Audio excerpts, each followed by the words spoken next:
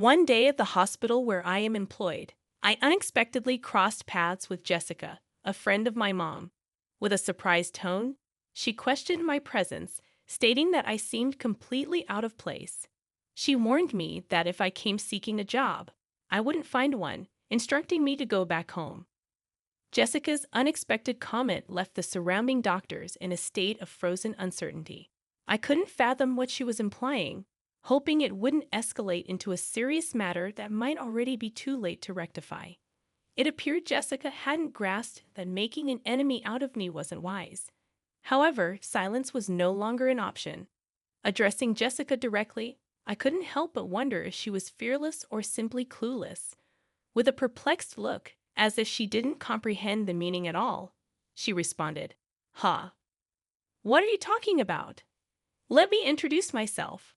I am Emily, a 35-year-old mother with an active 7-year-old daughter and a mischievous 1-year-old son. My husband, John, is 2 years younger than me and works diligently as a nurse at the general hospital, caring for patients. I had a job too, but after the birth of our second son, I am currently enjoying maternity leave. Our family recently moved from a cramped 2-bedroom apartment to a second-hand house, bought with a loan. Despite its age, the house has a charming appeal, with a spacious garden for the kids and a soothing view from the rooftop balcony. There's also a lush park nearby where our family spends weekends, turning it into our weekend paradise. The story of Jessica and me began when our daughters, of the same age, started playing together in the park. Jessica, a surgeon at the same hospital where John works, wore designer clothes, and her daughter followed suit in renowned brands. Excited by the coincidence, she expressed a desire to meet my husband, leading to a planned tea gathering at our house. However, upon Jessica's arrival, she displayed blatant rudeness, appraising our belongings and questioning the history of our house. Her impertinent remarks continued during tea, questioning John's choice of being a nurse and suggesting financial instability. Each word cut deep, leaving us at a loss for words. After she left, I apologized sincerely to John for the uncomfortable experience. Concerned, I contemplated keeping some distance from Jessica in the future. John reassured me with a warm smile, suggesting that while it's good to make connections with neighborhood moms, it might be best not to get too involved with Jessica. As time passed, our family experienced new changes. After giving birth to our second son and celebrating his first birthday, I contemplated returning to work. With John's parents providing support with the kids, I found myself with some spare time at the hospital where my husband works, enjoying a hot coffee at the hospital cafe. I'd heard a familiar voice from behind. It was Jessica. "Oh my, isn't that Emily? It's been such a long time." "Hello, Jessica. How have you been?" "Good. What brings you here today? Are you here to see John?" I inquired. "Yes, just some errands. Maybe a job interview or something. It must be tough on just John's income, right?" Her words dripped with sarcasm, and she grinned smugly. Wanting to avoid a troublesome conversation, I responded lightly, "Well, something like that." However, Jessica continued probing with a searching gaze. "This hospital has various stores, right? So where are you working part-time? At the convenience store? Or maybe the restaurant?" After a brief silence, I curtly replied, "Sorry, it's about time for my appointment." I left the cave quickly, moving swiftly through the hospital. I took the elevator to the top floor, heading to the director's office for an important job consultation. After about an hour of discussion, I made my way to the large auditorium of the university for my next appointment. There was an important announcement from the director scheduled that afternoon, with all the hospital staff gathered. On the way to the auditorium, I ran into John. "Oh, John, that's great. After the director's talk, let's go for lunch together," I suggested. "Sounds good. It's a bit of a walk, but how about pasta?" he offered with a smile. "The pasta place behind the hospital sounds good. I haven't been there in a long time. I'm actually looking forward to it." I agree happily. Lunch with my husband at the hospital was a rare treat. In the hallway to the auditorium, I ran into several doctors, engaging in brief conversations while exchanging greetings.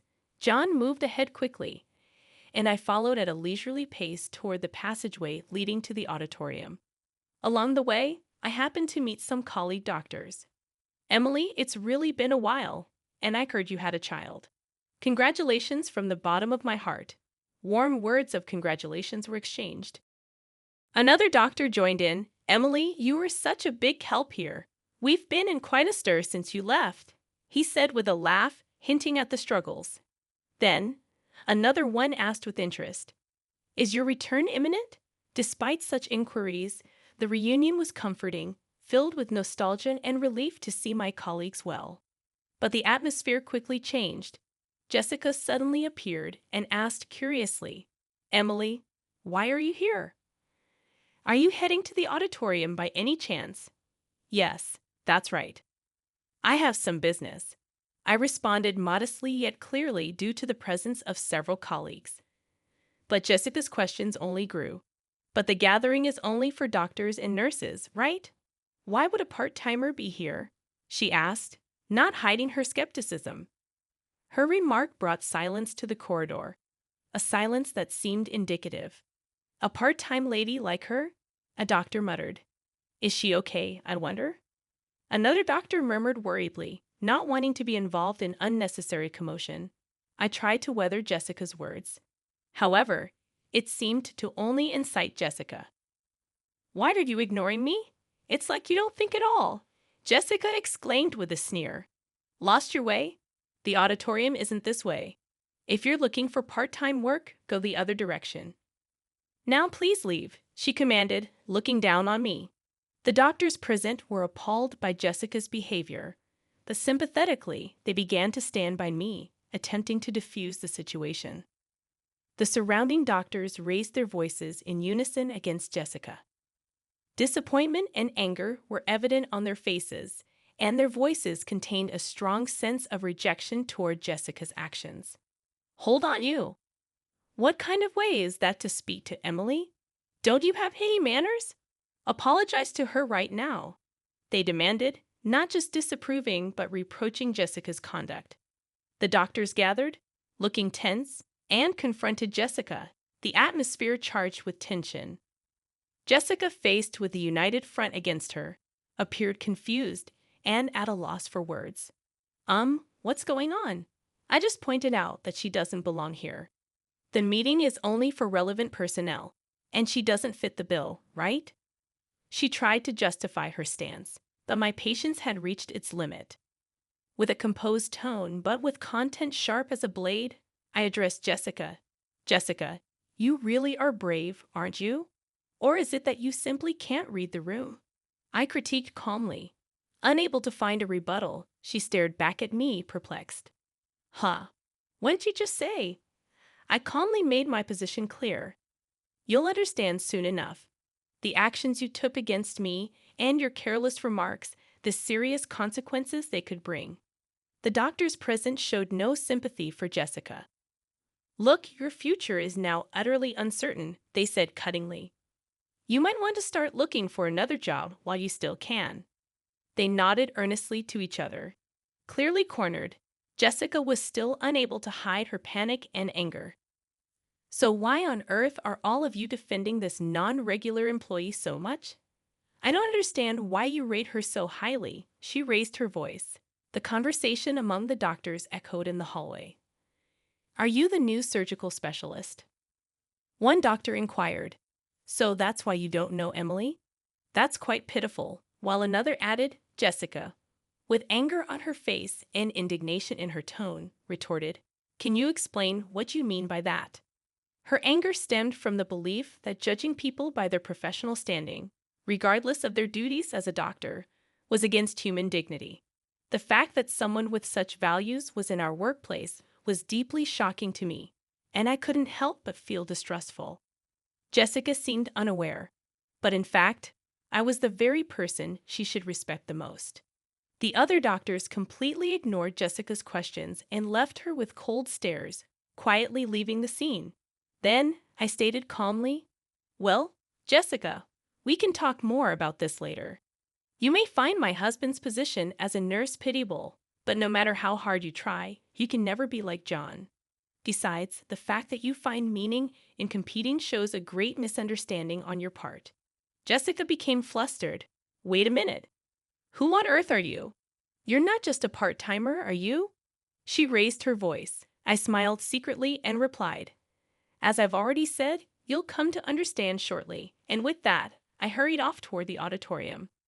As I entered the auditorium, a large number of doctors had already gathered, and the director stood in front of the screen. Thank you all for gathering here during your busy schedules. Today, I would like to discuss the future direction of our hospital. He began and then proceeded to make an important announcement. Seeing John in the crowd, he approached me and whispered, Emily, good timing. I happened to overhear a bit earlier. Was there some trouble with Jessica? Yes, she did point out something minor, but it's not a big deal, I replied. Interestingly, it seems she has misunderstood me for a part-time worker at this hospital, I replied. John looked incredulous and responded, No way, Emily, as a part-timer? We couldn't help but suppress our laughter at the absurdity of the situation. Amidst this, the director concluded the explanation of the annual business plan and moved on to a significant personnel announcement. As you all know, our hospital is well-staffed with an adequate number of doctors and nurses. To further improve the quality of our medical services, we plan to actively implement overseas training programs. The first training is scheduled in 2 months, and we will select 5 doctors and 5 nurses for it, he declared. This announcement was met with cheers from the attending doctors, and everyone was excited about the prospect. Overseas training meant an excellent opportunity to learn about the latest medical practices in the world. Since it was the hospital's first initiative of its kind since its establishment, everyone's eyes sparkled with the news. The director continued solemnly, yet with an undertone of expectation. Now let's proceed with announcing the names of the rest who have been selected. As he spoke, a silence of mixed tension and anticipation fell, and the names of the chosen 10 were called out one by one. Although John's name was not called this time, his expression did not show disappointment. He quietly watched with a sense of celebration as each selected individual stepped forward. Addressing the 10 lined up on stage, the director asked, Are all of you ready in spirit for the training? Please share a word about your enthusiasm and determination. He gently encouraged them. Each gave a brief, resolute speech, reaffirming their strong intentions. After everyone had spoken, it was finally Jessica's turn. With proper decorum, yet confidently, she said, I am truly grateful for this valuable opportunity for training. I aim to contribute to the further progress of our hospital with the cutting-edge medical techniques I will learn abroad, she said with a polished greeting. Afterward, she turned slowly towards where we were seated and continued with her unique assertive tone.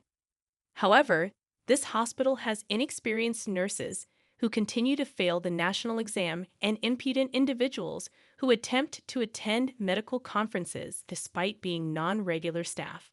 I intend to improve and transform all these aspects. Jessica's provocative declaration changed the atmosphere of the venue, and the looks directed at her turned icy. Her words highlighted the hospital's tensions and how dangerous youthful overconfidence can be, especially the director's sharp gaze seemed to freeze the room, adding significant weight to the situation. The director, maintaining his composure, asked, Jessica, that was about those 2 sitting there, wasn't it? His smile was calm yet did not reach his eyes. You said there were unsuitable people mingled in here, right? Confidently nodding, she answered, Yes, exactly. There are those unfit for this noble assembly, she answered with conviction, remaining composed. The director responded, Street Emily, could you come forward, please? With this unexpected invitation, I, who had been merely an observer, suddenly found myself at the center of attention. Confused and starting to lose her confidence, Jessica questioned, Why? Why are you calling her name? She struggled to grasp the situation, and the director, showing disappointment towards Jessica, said with a quiet voice, Jessica, I am disappointed in you. Emily, please introduce yourself to everyone. Taking a deep breath, I recounted the beginning of my career, important milestones, and my temporary step back to become a mother. I continued, "Hello, everyone. It's been a while. I am Emily, the chief of the medical department. I apologize for any inconvenience my maternity leave may have caused, but I will be resuming my duties next month. I look forward to working with you all again." Jessica's voice couldn't hide her surprise. "Wait, she's the chief of the medical department?" Her eyes searched the room for confirmation. Indeed, as the head of the medical team, I had taken a 2-year parental leave to birth and raise my first son. The director, affirming the truth, added quietly, "By the way, Emily is my daughter." His words resonated in the room with undeniable clarity, defining the reality of the situation. Jessica's expression went from confusion to shock, her mouth agape as if to object to the reality, but no words came out. The room, filled with hospital staff, could not contain its reaction, and suppressed laughter spilled out at the unexpected turn of events. The director began speaking in a relaxed tone. "Jessica, for this upcoming overseas training, you have been assigned to be the team leader. Your deployment will be in a conflict zone in the Middle East. There is a shortage of both medication and medical equipment, and a very challenging situation is anticipated. It will be interesting to see if your abilities will be fully utilized, but don't worry, Emily will be there to support you. Learn as much as you can under her guidance." Proudly, Jessica responded with dignity, "I am a doctor too. Although I have no experience working abroad, my clinical skills and treatment records are first class. I will not allow myself to be underestimated." I replied to Jessica with a calm but firm voice. "Let me make one thing clear, Jessica. In the near future, I am going to take over the directorship of this hospital from my father. Do you understand the weight of this fact?" Jessica's expression stiffened, and seeing this, I continued, "Yes, it seems you understand. Well, depending on my decision, your future in this hospital may be affected." Jessica could no longer hide her agitation, and I calmly added, "I haven't heard such a thing." Jan intervened, calmly adding his words, "Jessica, we had not informed you about that matter beforehand. Your disrespectful attitude towards Emily may well be something you deeply regret in the future." Towards the end of the meeting, the director stated firmly, "Please, everyone, a bit of silence. Jessica, in the discussions here, in the end, results are everything. No matter how excellent you may be, that is just one aspect. What's important is the results you can achieve in this hospital, and on that front, I have great expectations of you." Jessica fell silent at the director's words, bowed her head, and nodded without saying anything. The director concluded with that, today's meeting is adjourned." As his words ended, everyone in the auditorium stood up and returned to their respective places. Stepping out of the director's office leisurely, I casually said, "Shall we go for lunch? I've got a craving for pasta today." Side by side with John, I started walking towards our favorite pasta place in the backyard, leaving the hospital building behind. As we were about to pass the small smoking area set up behind the hospital, I spotted Jessica, who appeared to be deep in thought, taking a drag of her cigarette. The moment our eyes met, Jessica awkwardly looked away. At that instant, a sudden event caught our attention. A loud crash sounded, and right before our eyes, a car had rear-ended another in an accident. Jen and I sprang into action immediately. The area was nearly deserted, so it was crucial for us to move quickly to help. "Are you okay?" John called out with concern and quickly checked on the people involved in the accident.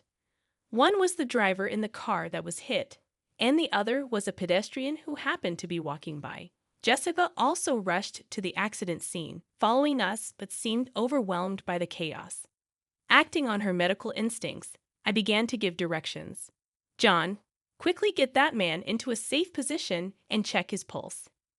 Jan moved promptly, following my instructions and beginning his actions. As an emergency nurse, John had been granted special opportunities to accumulate frontline medical experience, including attending surgeries conducted by me. I had trained him rigorously, and he had developed exceptional practical skills. I then directed Jessica with calm and clarity. Jessica, check if that elderly person is bleeding and assess their level of consciousness. However, Jessica seemed paralyzed by the seriousness of the situation, standing still without moving. My voice grew firmer as I insisted. Jessica, do you understand what I'm saying? Please respond quickly. Her voice had a hint of tension as Jessica replied, "Ah, yes. What should I do?" Her panic was evident, and instead of helping, it seemed to add to the confusion at the scene. I rebuked Jessica firmly yet patiently. Don't you know what to do in an emergency? I doubt you're even a surgeon. Jessica responded with an attitude that could be perceived as anger, saying, "That's not true. There's nothing I can't do." However, her actions, though active, clearly lacked effective measures, and she was just bustling about the scene. I then looked to John.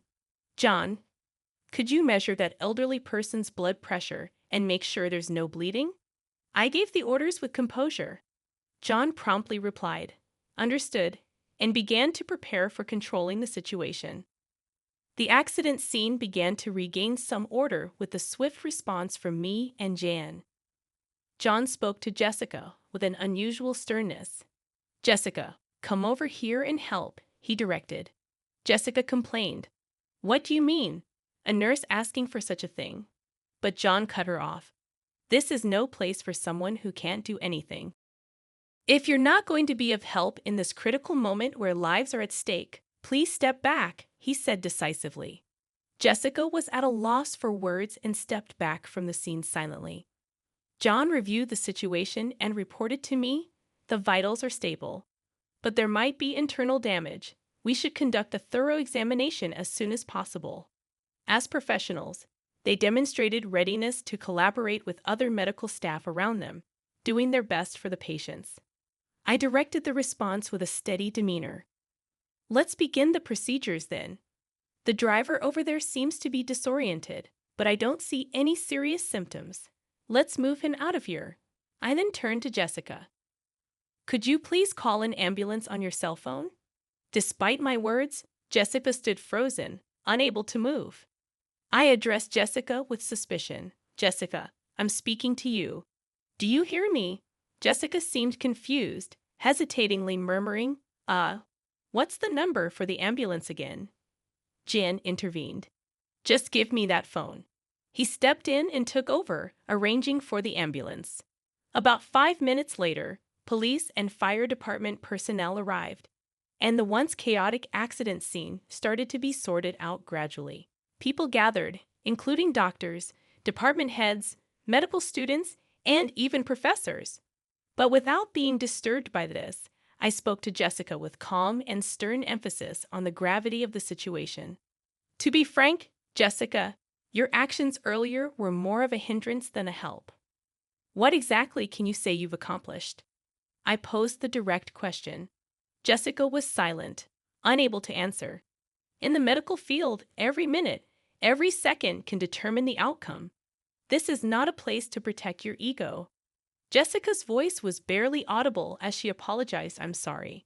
The crowd at the accident scene quietly observed their exchange, and the director himself was also present. Jessica just seemed out of place and embarrassed. I continued, addressing Jessica. "You've looked down on Jan as just a nurse, but the fact is your positions are different. There's no meaning in comparing you and John. He is one of the most competent nurses in this hospital. Can't you see now how powerless and insufficient your actions were in this situation?" I confronted Jessica with the truth. Jessica retorted somewhat stubbornly, "If I had more experience in emergency situations, I could handle it perfectly well." But John sensed the uncertainty behind her words and calmly exposed her vanity. "You're always driven by a desire to have your accomplishments recognized. However, contrary to the superficial appraisal, your actual skills in the field are still immature. You've just demonstrated that fact yourself," he asserted. He continued, adding insult to injury. "You say you'll gain experience in emergency treatment in the future, but this moment is also a practical situation. Given your current state, it's unlikely you'll have further opportunities to experience the field in the future." Jessica's confidence began to show cracks, and she seemed on the verge of tears, conscious of the surrounding eyes. Yet, the medical field, dealing with lives, demands proper judgment and strictness. Therefore, I had to convey a decision that would impact Jessica's future. Jessica, I regret to say this, but your name will be removed from the Overseas Training Program candidate list, I declared. Jessica was taken aback. I looked to the director for confirmation. Father, this decision is acceptable, correct? The director nodded deeply. No problem. This incident has given me a clear understanding of her. We have always selected trainees based on their grades, but it may be necessary to reconsider our selection system in light of this. His quiet but firm response marked a moment that signified a complete defeat for Jessica. With a calm but resolute voice, I advised Jessica, it's important for you to relearn from the basics. Only then will you have the right to compete at the same level as John. Also, take to heart the dangers of judging a person's worth by their appearance. While I considered letting you go from the workplace, I have decided to give you one more chance, the last chance. Make the most of this opportunity and show us your full effort. I advised Jessica, sternly yet justly. Afterward, they quietly left the scene, but the looks from the doctors around Jessica were cold, filled with disappointment and disapproval. Their evaluation of her future was seemingly already set. Weeks passed, and the long-awaited departure day for the overseas training arrived. Jen and I headed to the airport, excited to acquire new knowledge and experience. As for Jessica, I had heard that she resigned from the hospital just a month after the incident. She couldn't endure the cold stares of those around her and ultimately chose to prioritize her pride. Personally, I thought that it was for the best. A doctor who puts pride at the forefront doesn't deserve to hold patients' lives in their hands, and no one would want to entrust their life to such a person. On the way to the airport, I spoke to John with words filled with hope. John, let's use our abilities to turn this hospital into one of the most renowned places in the world. Jen, sharing that passion and reaffirming his determination, replied, That's right. I need to work even harder and obtain my medical license as soon as possible. And so I quietly vowed to myself once more my unwavering resolve as a doctor to fulfill my duties.